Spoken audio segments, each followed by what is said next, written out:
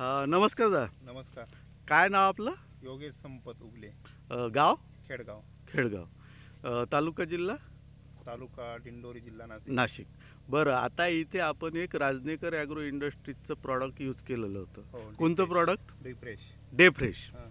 बरं, किती दिवसाला वापर केला त्याचा?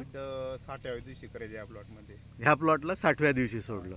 बरं, आता किती दिवसाचा प्लॉट झाला हा? हा 72 दिवसाचा प्लॉट. किती तारखेची छाटणी आहे? 20 सप्टेंबर. 20 सप्टेंबरची. तिथून वापर झाल्यानंतर किती दिवस झालेले आहे? चौथ्या दिवशी आपल्याला रिझल्ट आला. चौथ्या दिवशी आला, पण नाही, वापर होऊन किती दिवस झालेले आता? आज 12 दिवस झाले. 12 दिवस झाले. तर मालाची लवचिकता कशी आहे? भरपूर चांगली आहे. चांगली आहे. म्हणजे लवचिक आहे. आणि त्याच्यामध्ये काय काय जाणवलं तुम्हाला? त्या प्रॉडक्टनी काय काय काम केलं आणि कोणता खर्च कमी केला?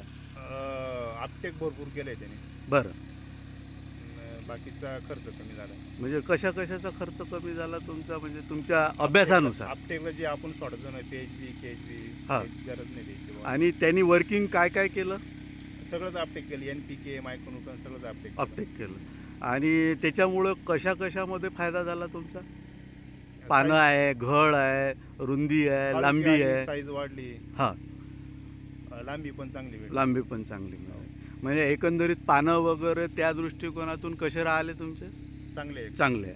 आणि तुम्हाला असं काही जाणवलं का ज्याच्यामुळं रोगराई पण कमी आली म्हणून? 100% कमी झाली. म्हणजे थ्रिप्सचे अटॅक किंवा हे ते अटॅक पण कमी आले असेल.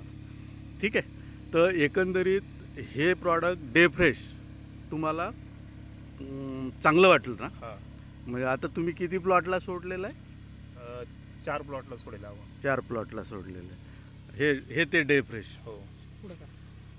अच्छा. आणि सुंदर आहे ना? सुंदर आहे, सुंदर. चालेल. धन्यवाद सर.